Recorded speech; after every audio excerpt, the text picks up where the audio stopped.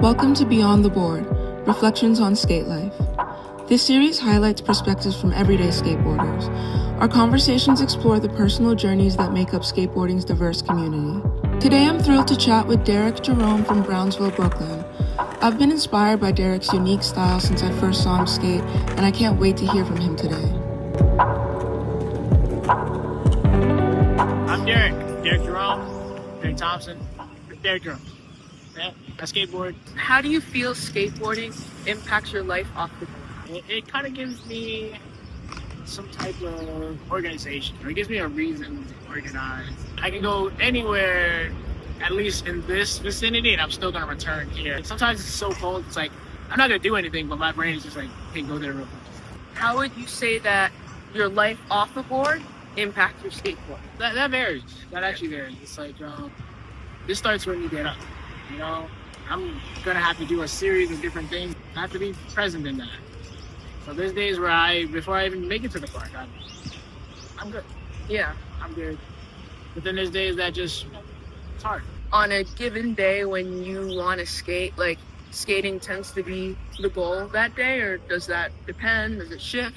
As I'm going throughout the day, and when I have skateboarding as the goal for the day, I'm gonna do these things, and when I get there, I get to put all of what I've done into that. Everyone that is trying to express something, or artists that are trying to put something out that people can take in, they definitely have that thing where you have to experience. Right. You have to experience. You have to be in the moment for the moments we're in. So skateboarding wouldn't be the goal when I'm not here. Right. When I do get here, I can go back to this and that and that and this, and at the same time, just as well get away from that or go forward from that rather than take it with me. If I understood you correctly, you're thinking about the things that you did previously in the day as well. The things that you did, does that kind of fuel what you focus on, or just like your approach? Absolutely. When I get to the park, I can hey, I'm do this. And then, you go through the day and you're thinking about I should do this. Yeah. Maybe you're doing this with someone else, or you're at work or something. That gives you the right amount of time for your brain to just be oh, this trick, I should try that. Yeah. And, you get to the park and you're like, all right, well, now I'm here. Do you see the world that you live in a certain way as a result of being a skater? Definitely my eyes out for skating. So now every time I'm riding my bike, I'll see somebody with a skateboard, and I'll stop and I have to scan them. Do I know that guy? I'm looking at them and they don't know me, and I'm oh, I don't know them either. And That's so funny. I'm locked in this. Well, my world, it's giving me at least the idea of the value of people where I go places. The thing where I'm working on a trick, I'm trying to get better at something, and I realize, oh, somebody's in my way. I get that feeling oh, you're gonna stand right where I'm trying to land my trick at, or I need to go. The way we're there. filming right here. I've learned, rather than to try to muscle my way through or just brood in the corner angrily, I've learned to approach them and get an understanding of what their perspective is and what are you trying to do.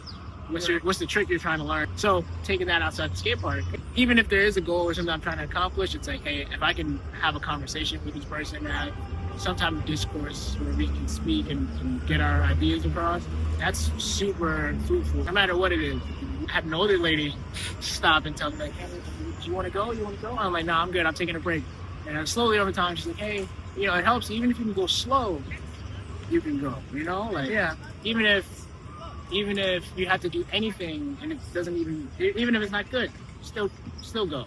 Everywhere I go now and anything I do, there's someone right there to support you. It's almost to the point now where if I'm speaking with someone, I feel like in general, what impact has skating had on your relationship?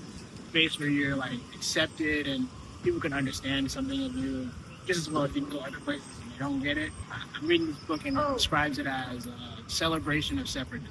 Literally celebrating hey, I am me, I am one in this world. And if I want to go left and everyone's going right, I can celebrate that, hey, I'm here, I appreciate myself now.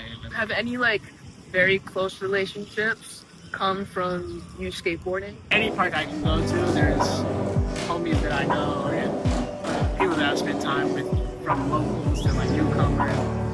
You ever had this? You come to the park, you don't really know someone, you get a bad vibe from them, and then at some point you end up speaking with them or interacting with them, and now it's next time you see them, you're yeah! Even with people that I've had collisions with, when when I run into people, it's mutual. So like we hug each other. We're like just trying to keep them up. They're trying to keep me up. I'm like, yo, don't fall, don't fall, don't fall, don't fall, Yeah. don't fall. But then it's like the next time, it's like, you know what, that's part of the life.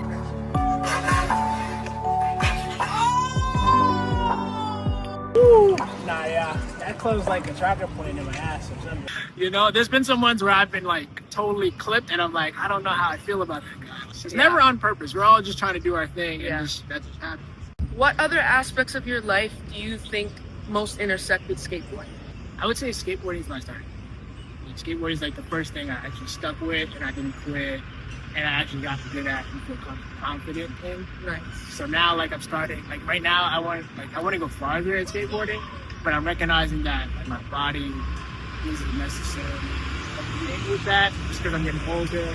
So now I'm starting to branch out, trying to find new things, like getting into yoga, started swimming, weight training, calisthenics, all fitness things.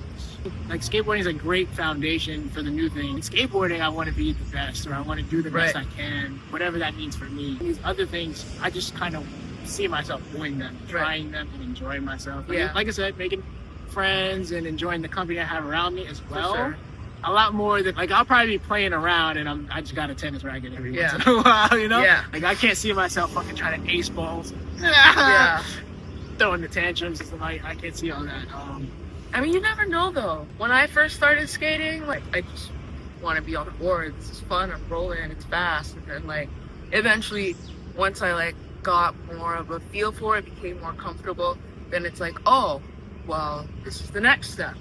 And it's like, oh, this is the next step. And then like, you know, 3 years or however many times has gone by, and you were doing this thing that you never thought you were gonna do. So, do you ever dream about skateboarding? Like at night? I've had skateboarding keep me up. I've daydreamed about skateboarding. I've even woken up to you know, oh shit, I know how to do that. You know? Right. So, but has it come into your dreams? Like, has skating made its way? Yes. Yeah. Yes, it has. It has. Because I've woken up and I'm like, oh, I just got the fucking, you know, the golden goose on how to do this trick. Yeah. And then I came here and put that thing down and I was like, okay. But for the most part, very little. One of the things that I find like particularly remarkable about your skating is how much you skate both sides. Are you goofy? Are you regular? Or are you neither? So I'm goofy. Like I started off goofy. Although I think I am aiming for the neither. My main goal is that if I'm doing tricks, I don't really want anyone to be thinking about is it goofy or regular. I just want them to think about how clean it was. Unless it's like a cool trick, then I need to boost myself up a little bit more. Like, hey, that was switch.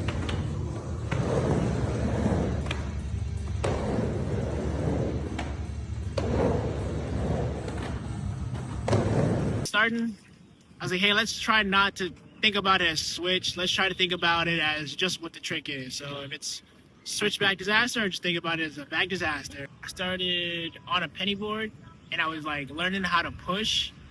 And at first it didn't really work out. But then like, I remember there was one day where like it really started to make sense. So I started really grinding, pushing. And then in that same day, I was like, you know what? I'm doing it on this end. I might as well switch over and do it on the other end that feels uncomfortable. I can feel it. It's starting to work out. It feels uncomfortable, but it's working out enough. But I didn't stick with that for very long. But I think that is the seed that was planted to now grow into what I have now. So I've definitely had that that understanding that it is difficult, but it can be overcome, and it's worth it, and it's fun. What is your preferred style of skating and why? Fun skating. Talking with friends about skating and doing absolutely nothing kind of skating. I prefer transition. I enjoy it. It feels like when I'm doing it, I get the most of the experience as well as aiming for progression. There's a lot of transition here, so you down to sesh for a minute? Let's do it. Betsy Head, New Year's Eve, 2024.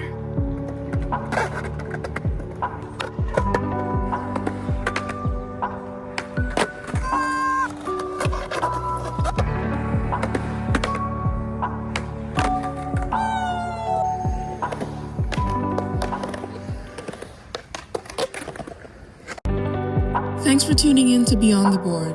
If you enjoyed this conversation and want to hear more from skaters, please hit the like, share, and subscribe buttons. And if you're a skater with something to share, drop a comment. I'd love to hear from you.